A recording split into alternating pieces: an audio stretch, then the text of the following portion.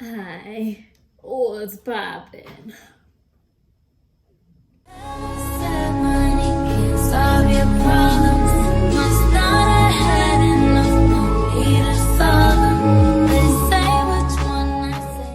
Hey y'all, what's poppin'? So pretty much for today's video, I'm going to be transferring from this to this. This is the same exact look that I did in the polygel nails with me video. I just wanted to redo this look entirely with better lighting and show you guys how I did it step by step. So we're just gonna jump right in. So first things first, we're going to slick back those brows, slick them all the way back. Personally, for me, this helps when I'm applying my pomade to my brows, helps with a smooth, even strokes all throughout the brows, and it just becomes very easy.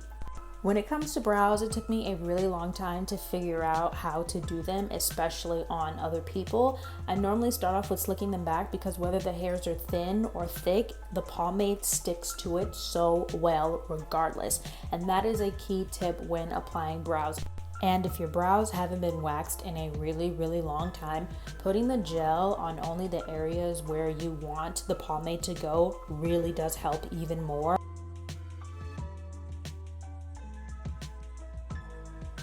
Now I'm just gonna go ahead and conceal them. And when it comes to concealing, everything becomes better. Everything is hidden. Like all the mistakes that you made with the pomade, it just completely goes away. It's like it never even happened. There's no trace. It's just poof, gone. And that is why we conceal the brows, ladies. For definition, for sharpness, for perfection. And that is what we're striving for when having brows. Period. I know that some people don't like concealing their brows with the concealer on the top and the bottom, but personally, I feel like if you just blend everything evenly and seamlessly, it doesn't really matter. At the end of the day, it's gonna be defined regardless.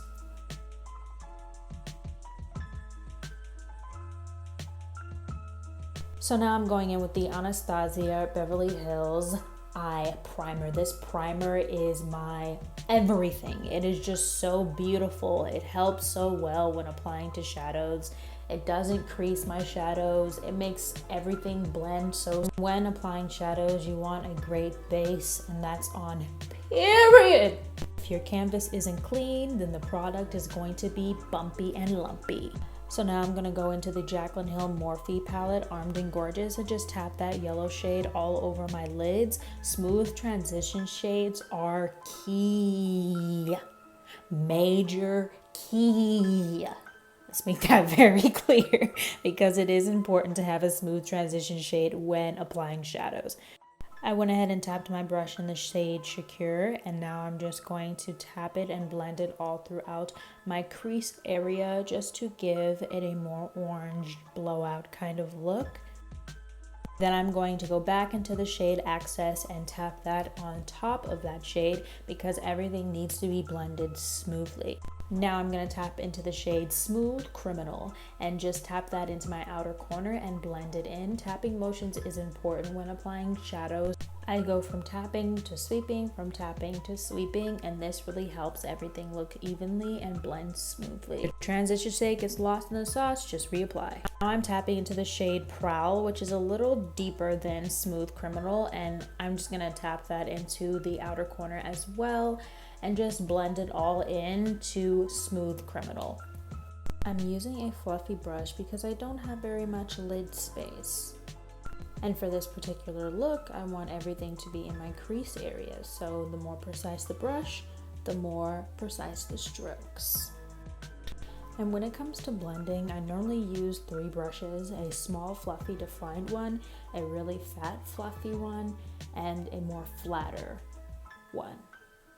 I do have another video on eyeshadows, like a whole 101, but I will be recreating that very soon. Now it's time to cut that crease. And there goes my brother. He wanted to say hello, so there you go. But anyways, I'm going to use that same exact brush that I used to put on my eye primer base and an even flatter brush to define the crease a little bit more. I am doing a soft cut crease, so it's not going to be as defined. Anytime there's mistakes, you can always fix them up quick. Going into the Jaclyn Hill palette, I tap that peachy shade all over my lid. Then I just blend everything out to make it more soft. Now I'm gonna go to the eyeliner. When it comes to eyeliner, I literally hold my breath every single time. I do it every time though because practice makes perfect, and I do use more than one eyeliner. The first liner I used was flatter. Now I'm using Wet n Wild eyeliners. These eyeliners are gonna fill everything in and make it more matte. The one I used before was just for an outline. Now to sharpen up that eyeshadow look, I'm just gonna wipe off the excess on the corners of my eye.